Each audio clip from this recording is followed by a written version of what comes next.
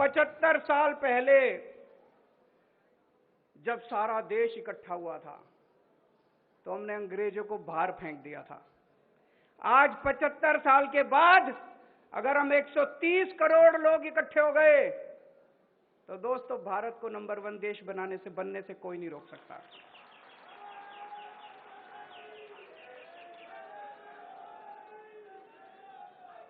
एक शर्त है, 130 करोड़ लोगों को ये हमारा परिवार है, 130 करोड़ लोगों का हमारा परिवार है, ये एक टीम है। हम सब लोगों को मिलके एक परिवार की तरह सोचना है, 130 करोड़ लोगों के परिवार की तरह सोचना है। हमारा कोई भी बच्चा बिना अच्छी शिक्षा के नहीं रहना चाहिए। देश आगे कैसे बढ़ेगा?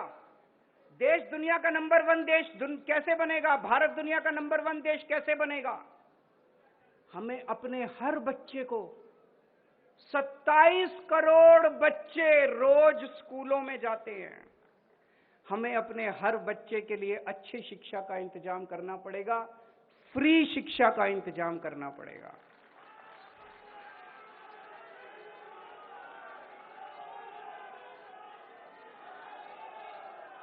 चाहे कोई कितने गरीब घर में पैदा हो, चाहे कोई कितने भी गरीब घर में पैदा हो, देश के किसी भी कोने में रहता हो, हम ये नहीं कह सकते हम पहाड़ों में स्कूल नहीं खोल सकते, हम आदिवासी इलाकों में स्कूल नहीं खोल सकते। देश के कोने कोने में स्कूल खोलने पड़ेंगे।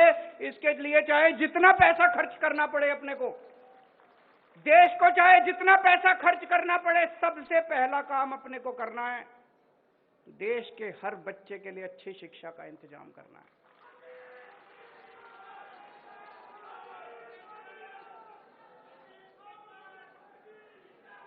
अगर हमने अपने बच्चों को अच्छी शिक्षा दे दी, बच्चों को पढ़ा दिया, एक एक बच्चा पढ़ के कोई डॉक्टर बनेगा, कोई इंजीनियर बनेगा, कोई बिजनेसमैन बनेगा, कोई कहीं कुछ करेगा, कोई कुछ करेगा। एक एक बच्चा पढ़ने के बाद एक एक परिवार को गरीब से अमीर बना देगा।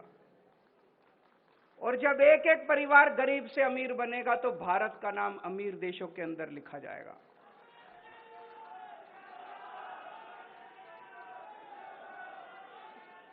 दूसरा काम अपने को करना पड़ेगा, अपने देश के एक एक आदमी के लिए, एक एक औरत के लिए, एक एक बुजुर्ग के लिए, एक एक युवा के लिए, एक एक बच्चे के लिए अच्छे से अच्छे इलाज का इंतजाम करना पड़ेगा।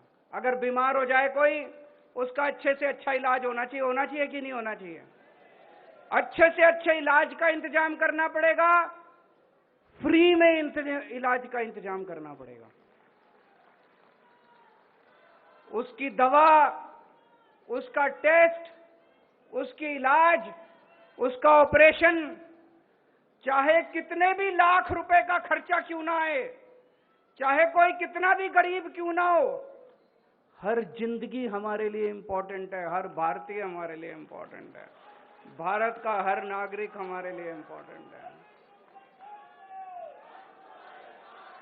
इसके लिए जरूरी है भारत के कोने कोने में, पूरे देश में, गांव गांव में, कोने कोने में हमें स्कूल खोलने पड़ेंगे, हमें अस्पताल खोलने पड़ेंगे, हमें मोहल्ला क्लिनिक बनाने पड़ेंगे, हमें डिस्पेंसरी खोलनी पड़ेगी, डॉक्टरों का इंतजाम करना पड़ेगा, टीचरों का इंतजाम करना पड़ेगा।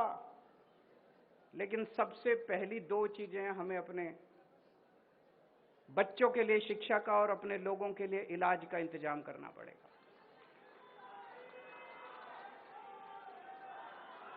तीसरी चीज, हमारे युवा, हमारी युवा शक्ति आज हमारी सबसे बड़ी ताकत है।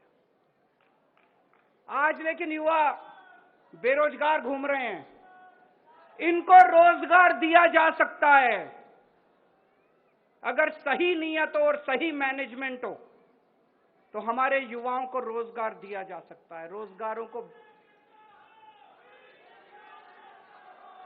तीसरी चीज हमें करनी पड़ेगी, एक एक युवा के लिए रोजगार का इंतजाम करना पड़ेगा।